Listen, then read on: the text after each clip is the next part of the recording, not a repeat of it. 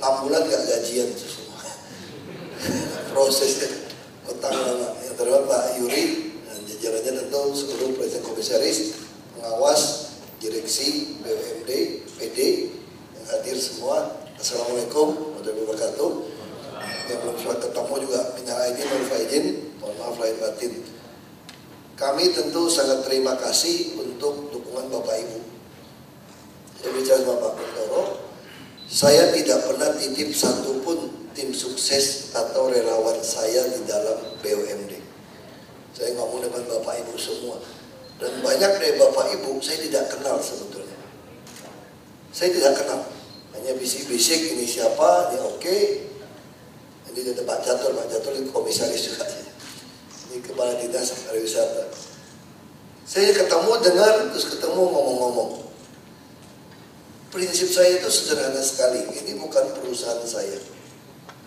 Saya ingin kalau saya tidak jadi gubernur lagi, ini juga ada PGOP 2 yang ada kepala dinas tenaga kerja semua. Bagi saya ingin ini jadi profesional. Ya, saya menggambarkan ini, saya sadar ini judulnya terlalu mewah juga. Ada mewah gitu ya.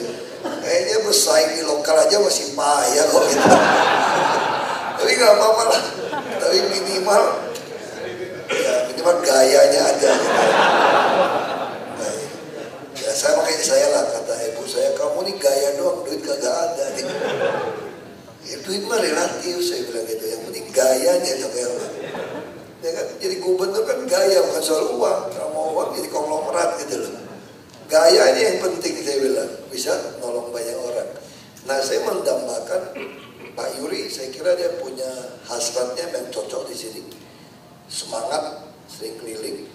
Saya ingin sekali itu konsepnya kita nggak kalah dengan konglomerat sebetulnya. Bapak Ibu yang banyak kerja di perusahaan konglomerat saling harus kerjasama.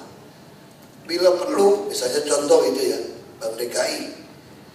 Bila perlu kasih kredit kita itu lebih kecil Pak, supaya kita ini bisa selama diizinkan gitu loh. Jadi jangan jeruk makan jeruk gitu loh Pak. Gitu. Bahkan ini ya, saya nggak tahu benar atau tidak. Ini kan akibat kuliah dulu di Prasetya Mulia kan. Bapak Ibu kan di bank. Bank itu kan nggak boleh memberi kredit kepada grup sendiri kan. Nggak boleh Pak. Caranya gimana? Kasih ke grup temen dong, kira-kira gitu kan. Banknya temen kasih ke grup saya. Itu dilakukan gitu loh. Masa sesama kita, misal contoh, saya ini kritik Bank DKI juga dikit. Ya. Bank DKI belum canggih-canggih amat teknologinya. Dharma Jaya sekarang minta potongan dia nggak mau kasih. Padahal Dharma Jaya ini sekali dulu sebetulnya. Ya udah ganti direksi, Dharma Jaya kan udah makin membaik. Dharma Jaya ini PD, perusahaan daerah. Nah, harusnya dari Bank DKI masih agak, selama masih diizinkan aturan atau apa ya, kasih. Nah saya kira harusnya seperti itu. Dan tentu juga Bapak Ibu yang BUMD juga bukan nggak mau pakai bank yang lain gitu ya. Walaupun ini belum gitu sempurna ya Anda harus bantu. Kita proses konglomerat. Bayangkan, saya harap BUMD ini bukan cuma ngatur-ngatur RUPS, ngatur penggantian direksi, cuma laporan, itu terlalu ngapain Pak? Saya kadang-kadang juga lihat itu saya juga pusing. Nah saya pengen beliau ini mewakili owner, kayak konglomerat sebetulnya. Dan kita ini kayak konglomerat, apapun punya. Nah kenapa kita nggak mau gabung? Misal contoh kasus beras. Kenapa angka kemiskinan seluruh Indonesia naik? DKI naiknya dikit lah. Salah satu karena sembako kita tahan.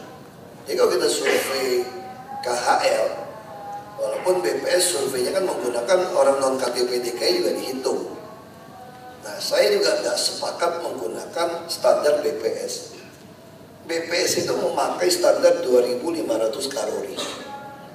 Saya bicara sama orang dari PBB, bicara sama orang dari Nigeria. Kalau kita gunakan 2.500 kalori, di dirupiahkan, itu hanya 458.000 saya kira sekarang. Saya nggak tahu yang terbaru. Pokoknya di bawah 500.000. Berarti kalau Anda punya penghasilan di atas 500.000, kamu sudah di atas garis kemiskinan. Tapi itu yang standar yang dipakai di Indonesia. Makanya angka kemiskinan Jakarta hanya 3,6 berapa persen gitu.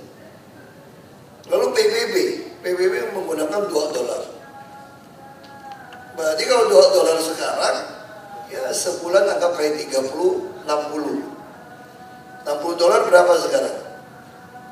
Nggak sampai 750.000. Ya kan? Ya 900.000 lah, 13.000 sekarang ya. 13.000, 18, ya di bawah 800.000.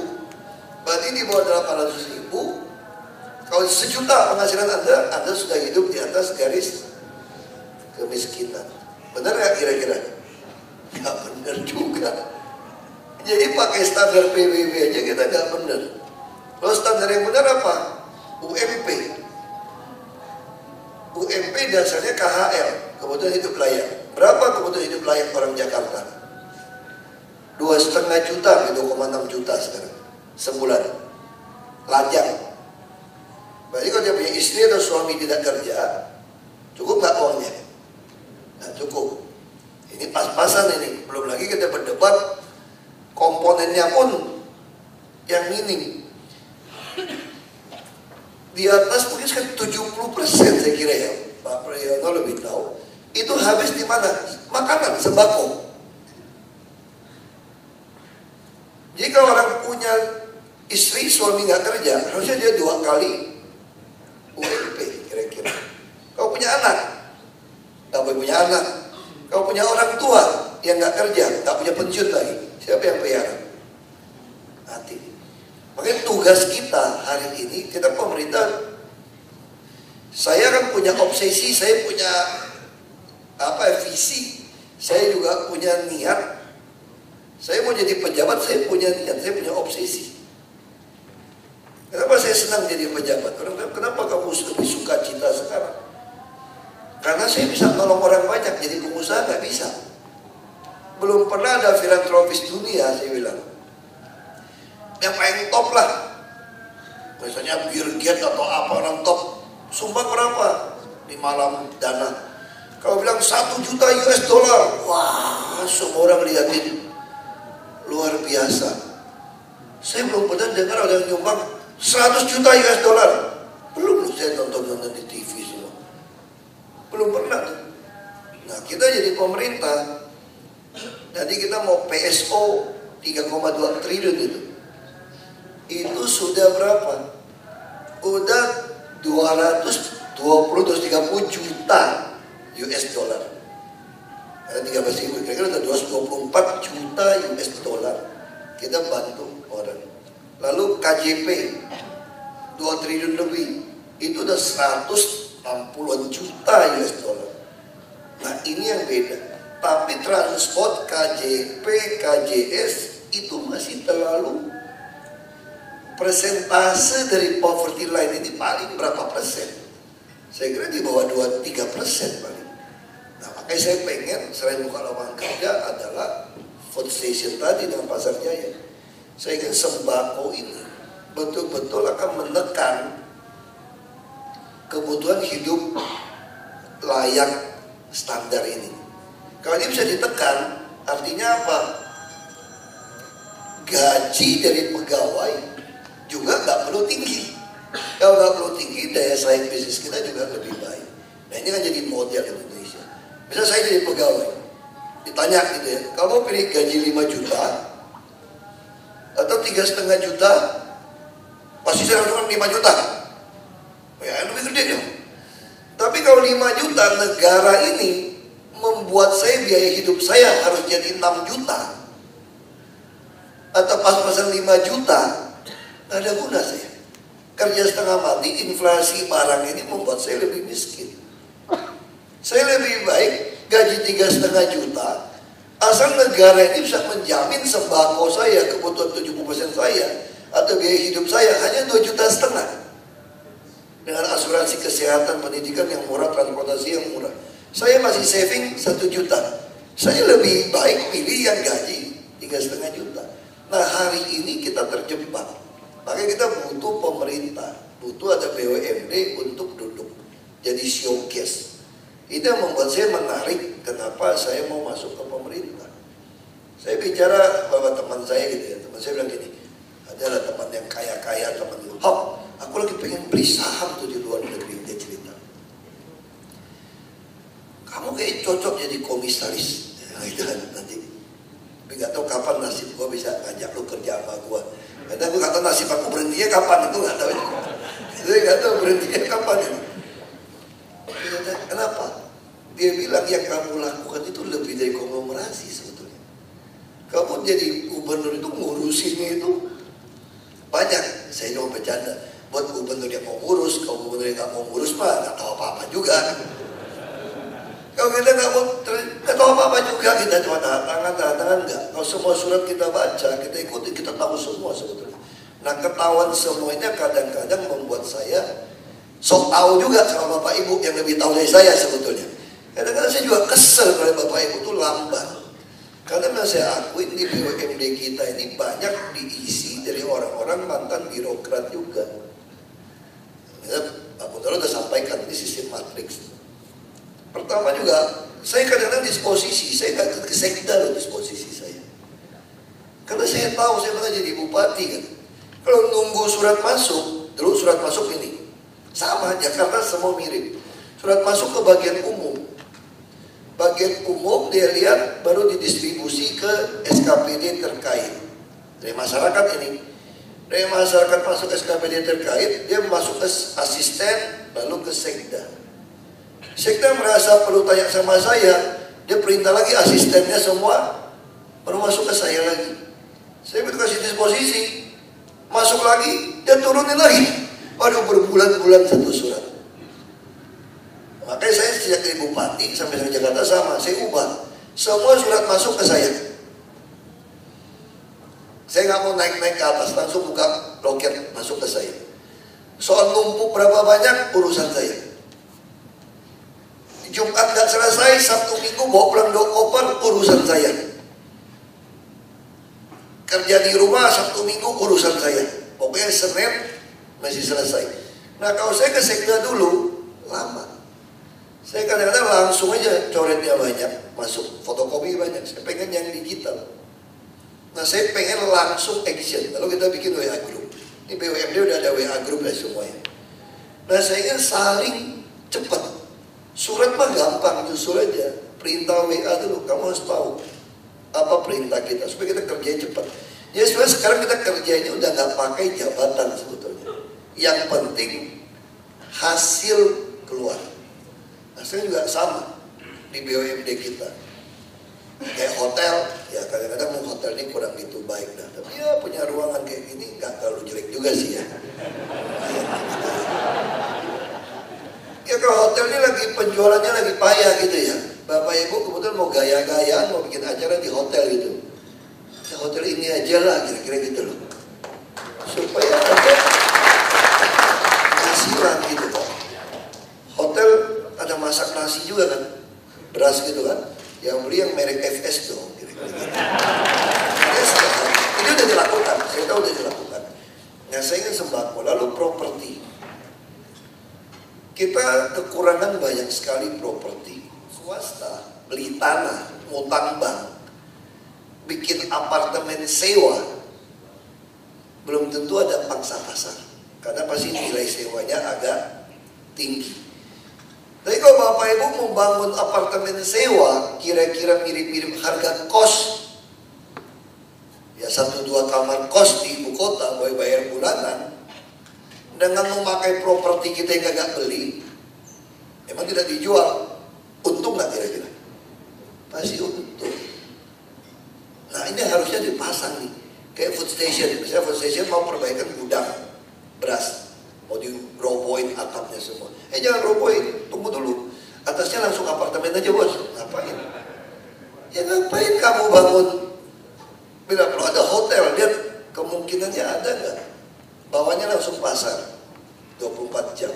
Nah ini modelnya harus kerjasama.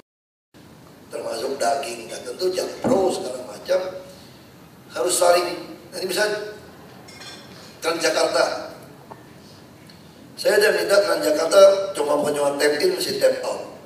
Saya bilang dulu orientasi bus kita salah.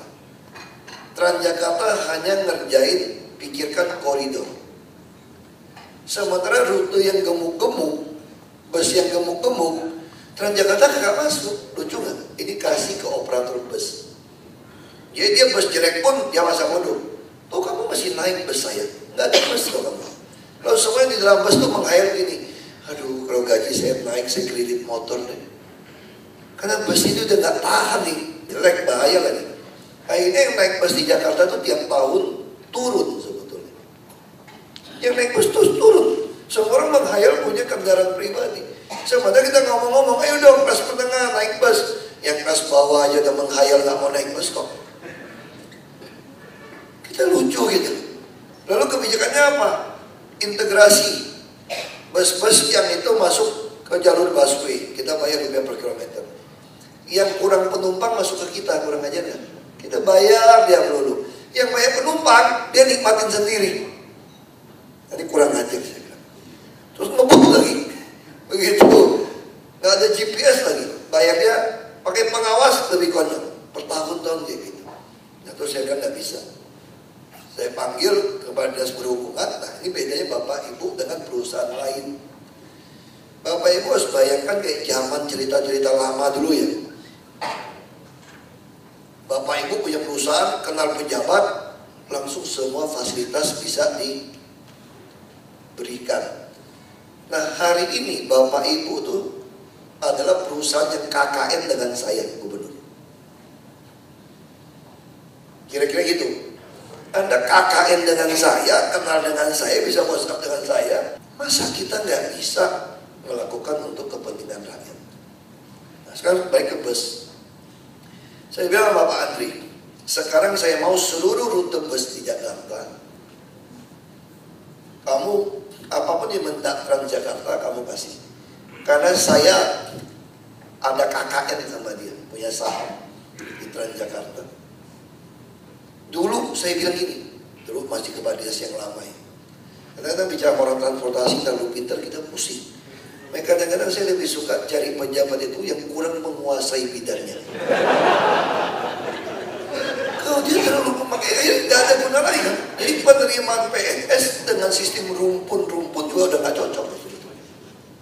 Kan kita cuma butuh manajemen yang butuh jujur sama berani untuk kepentingan orang banyak. Lalu saya minta, kalian kan minta kelas menengah naik bus. Saya bilang gitu. Ini saya tahu teman-teman saya ini kerja di Mangga 2, Glodok, Gajah Mada Plaza, sampai ke Sudirman Tamrin, sampai ke Blok M. Itu saya pengen naik bus sampai ke Bundaran HI di Glodok. Kamu buka dong rute bus supaya orang dari Pantai Indah Kampung, Muara Karang, Peluit, Pantai Mutiara, Kota, sampai ke Glodok, Mangga 2. Apa jawab saya Pak? Oh nggak bisa Pak. Karena nih rute ini memang macam-macam lah ngomong. Ada angkot, ada apa. Saya bilang mana mungkin orang kaya mau naik angkot. Tapi begitu kita bilang, paksa, ini Pak mesti beli bus Pak. Kalau ada bus baru lagi kita kerjain Pak. Jadi ada permennya nih, yang ngalah sedikit dapat sesuatu. Nggak tahu beli busnya, beli bus Tiongkok, korupsi punya bus. Yang spionnya bisa copot segala macam. Ini fakta. Nah sekarang kita lakukan, ini udah mulai kuasai rute. Saya pengen semua masuk. Berdebat lagi sama profesor, berapa orang yang mau disurvei, busnya berapa? Nggak usah survei. Di mana ada bus penuh, sampai orang naiknya setengah mati, lu tempel aja satu. Berarti itu butuh bus. Lalu kalau ada tempat jalan, kita mulai berpikir melayani orang. Anda mau kemana? Minimal dari tempat rumah kamu jalan kaki 300 meter, 500 meter, Anda sudah bisa dapatkan akses. Nah ini yang harus jadi tugas. Saya juga senang beberapa direksi atau manajer dari Jakpro apa gitu ya. Itu mulai naik bus loh. Karena ada bus langsung. Dia mulai naik bus. Oh saya bilang ini harus jadi. Saya tidak minta Bapak Ibu naik bus tergantung mana lebih efisien. Saya naik mobil lebih efisien. station 25 menit ke kantor pagi-pagi. Saya nggak mungkin naik bus yang bisa tunggu 45 menit, kadang-kadang jamnya ya setengah jam lebih. Saya bisa makan di mobil. Tapi kalau bedanya jauh tentu berbeda. Nah ini sekali lagi saya harapkan Bapak Ibu saling komunikasi, punya ide-ide yang saya cerita tadi, bisa kasih masukan. Saya juga tidak ingin Bapak Ibu mengatakan, kamu ini apa istilahnya, lebay itu ya. Ini kok komisaris LRT itu ya, atau Jakpro kok ngajarin kasih input kepada food station atau pasar jaya. Lebay banget sih lo itu ya. Nah saya nggak mau di sini. Saya ingin kita ini satu perusahaan. Bapak Ibu begitu baca di WA Group seperti apa, Anda boleh saling kasih masukan. Atau masukan yang baik, tidak ada ruginya kita implementasikan. Kalau yang nggak baik kita tinggal sampaikan saja. Tinggal bilang saja, mohon maaf, nggak masuk akal. Nggak bisa. Kalau mau berdebat kita buka forum sendiri. Atau kalau mau nolak halus, nah saya kira mungkin perlu disampaikan ke Pak Yuri lah, untuk jadi wasit ngomong ini tuh. Pak Yuri bilang, oh ini kayaknya nggak bisa. Kalau masih sungkan juga, kayaknya perlu lapor ke gubernur gitu ya, ada bertengkar gitu kan. Ketemu saya keluar kan, udah nggak ada waktu gitu, selesai. Jadi kita bisa banyak cara sebetulnya untuk kerjasama, tapi Pak Gubernur sampaikan dengan baik juga. Saya tidak ingin Bapak Ibu berpikir nih kerja seperti di pemerintah. Kita sedang membangun sebuah konsorsium, konglomerasi untuk menghadapi persaingan atau kehidupan yang namanya masyarakat ekonomi Asia. Nah, saya kira kita akan mampu. Salah satu kita sudah mulai dengan baik dengan food station tadi dengan bank. Saya yakin Jakarta ini hotel akan baik. Dari mana taunya? Lihatnya itu semua orang pada bikin hotel, beli tanah, ngutang bank. Kita punya hotelnya sekarat tengah mati. Biara hotel keluar duit, orang punya hotel. Kenapa kita nggak bangun juga? Nggak transportasi yang baik. Kita punya TOD gitu banyak. Nah, saya bicara gini, orang tanya sama saya, kamu duit dari mana? Saya bilang, gampang. Kalau punya tanah, pasti kaya raya di Jakarta, betul nggak? Aset dong, properti dong. Sekarang saya punya tanah. Tanah mana? Tuh yang melayang-layang di udara punya saya tuh semua, betul nggak? Pondok Indah Mall nyambung-nyambung antar jembatan boleh, masa saya nggak boleh nyambung? Saya ambil contoh sederhana. Memang banyak perkeliruan di DKI ini. Dia pikir bohongin saya memang nggak terlalu pintar, tapi saya juga nggak terlalu bodoh sebetulnya. Saya pas-pas, nilai saya pas gitu. Saya bilang kan Mbak, itu kan kita mau bangun rumah sakit jantung agak besar, di Tarakan udah mulai operasi jantung. Karena jantung harapan kita kan nggak cukup, tanah nggak ada. Dia bilang beli ruko, komplek ruko kita borong semua. Siapa yang mau jual?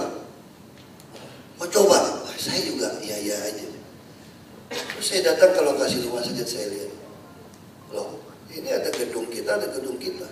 Ini jalan, ini sungai. Kenapa nggak kangkangin aja? Gak boleh katanya sungai dikangkangin.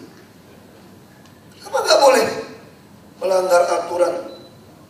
Aduh, aku malas berdebat. Makanya aku banyak pecat orang tuh begitu. Kalau waktu masih ada Pak Jokowi, saya gak bisa mecat kan. Wah marah-marah, tertak dia. Maksud saya beda takut gitu loh. Karena saya tahu saya gak berkuasa. Kalau sekarang saya jarang marah kok. Kayak gak sedikit itu coret aja pecat. Susah. Kalau dulu nggak bisa, ya mesti gertak-gertak juga supaya dia takut gitu. Apa yang terjadi? Saya bilang, itu Transjakarta Harmoni nutupin kali itu. Kok nggak dibongkar? Berarti selama masih bisa kan boleh. Nah sekarang kita mau bangun Tarakan. Udah kangkanginnya itu jalan sama jembatan, asal masih bisa masuk alat berat. Lu bikin aja belasan tingkat. Nanti Jakarta ini kaya kan, punya hak udara. Sama seperti KLB, koefisien luas bangunan.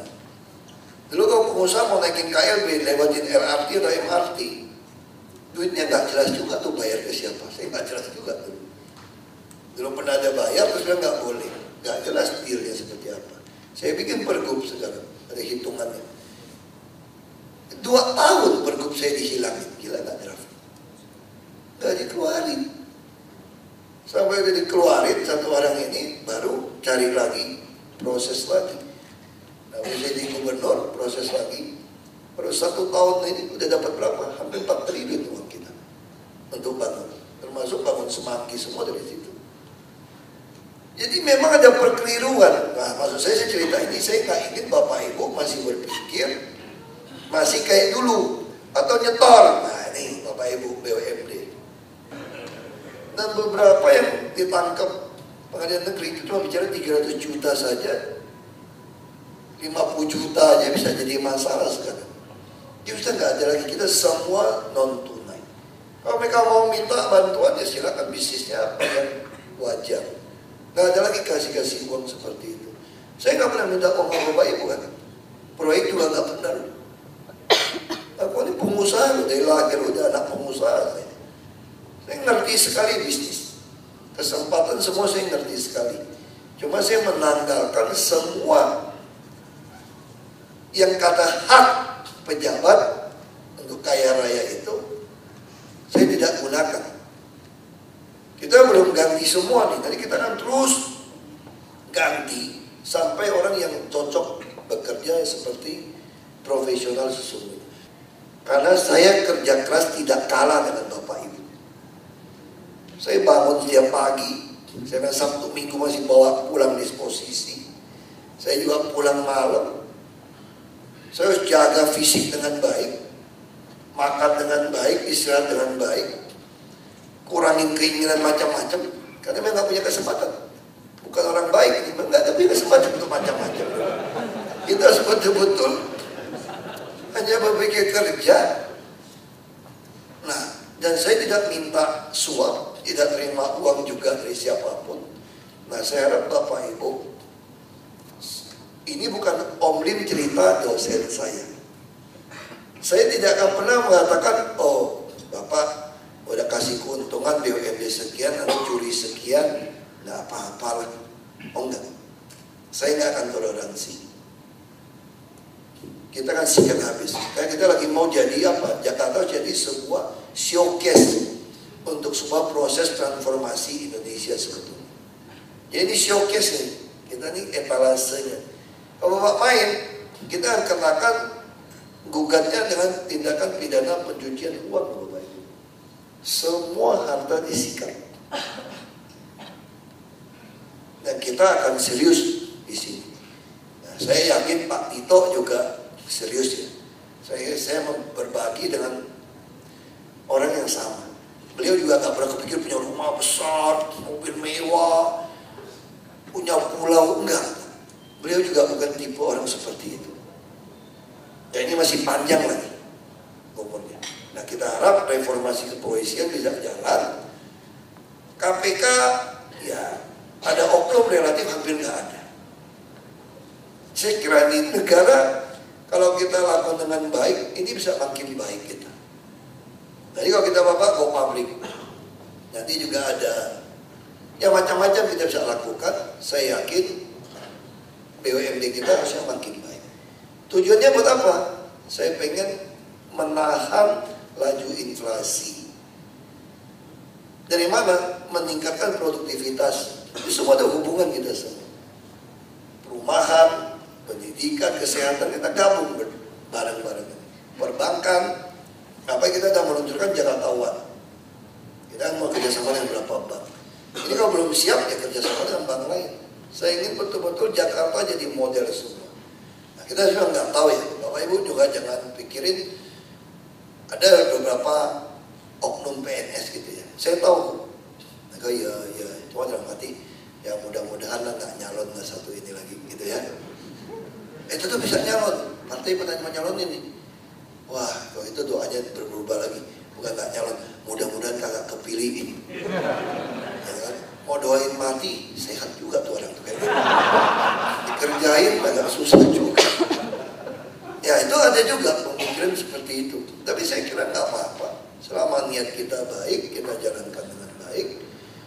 Nah sekali lagi saya katakan kita mau seperti konglomerat. Tapi bukan seperti konglomerat yang di luar. Saya tidak akan izinkan Bapak Ibu bermain. Semua kontrak harus beres. Karena saya juga, apalagi gaji saya lebih kecil daripada Bapak Ibu loh. Serius ini. Kita harus jadi tim yang kompak. Nah, tahun depan saya tidak tahu saya terpilih atau tidak. Saya akan berakhir kalau tidak terpilih Oktober 2017. Jadi Bapak Ibu ini sebetulnya masih punya 1 tahun lebih untuk memperbaiki ini semua. Dan saya yakin siapapun yang jadi gubernur, dia nggak keburu ganti Bapak dulu biasanya Pak. Kalau Oktober baru dilantik, nggak keburu dulu, dia masih butuh waktu nih. Ya dia mau ganti kan juga masih cari alasan apa. Kalau di kinerja baik juga dia masih butuh waktu gitu. Dan terus tapi dia memang gendeng aja nih, pengganti saya ini gendeng. Pokoknya semua masukin relawan tim sukses, dia ganti semua orang. Kalau dia mau lakukan seperti itu pun, kalau kinerja Bapak Ibu baik, Bapak Ibu khawatir nggak dapat kerjaan? Enggak, Bapak Ibu akan diminta-minta. Sama kayak Pak Kuntoro kan, karakter baik, kinerja baik. Beliau terima kasih sama saya dipercaya jadi jakpro. Enggak, aku minta-minta beliau untuk bantu saya. Tolong Pak, beliau udah nggak mau. Dari awal saya minta, nggak mau beliau. Nah, sekarang mungkin karena kemarin mintanya bulan suci Ramadan nggak enak. Nah, saya cari itu. Dulu mintanya bukan Ramadan, oh pantas nggak dapat. Cari. Ya ini yang kita butuhkan. Jadi selama karakter kita baik, kerja baik, kita nggak pernah khawatir. Nah, saya berterima kasih beberapa direksi waktu saya wawancara juga seperti itu. Saya tanya, kalau nggak ini pakai lagi gimana? Nggak khawatir. Kalau kita udah ada track record yang baik. Ya sekali lagi terima kasih. Saya yakin. Tapi pertemuan ini jangan jadi rutin loh Pak. Bukan rutin yang nggak ada guna gitu Pak. Nah saya juga nggak suka dibuat rutinitas nggak produktif. Jauh lebih produktif kalau kita saling WA. Bapak dengan saya juga WA saja Pak, lebih cepat. Nggak usah tunggu minta waktu ketemu saya, aduh lama. WA lebih cepat. Saya minta waktu ketemu 5 menit, mana ada cerita ketemu 5 menit. Ya, nggak ada itu. Jadi tolong cepat kerja kita seperti apa. Ya terima kasih semua. Mudah-mudahan BUMD kita betul-betul bermanfaat untuk rakyat dan negara. Terima kasih.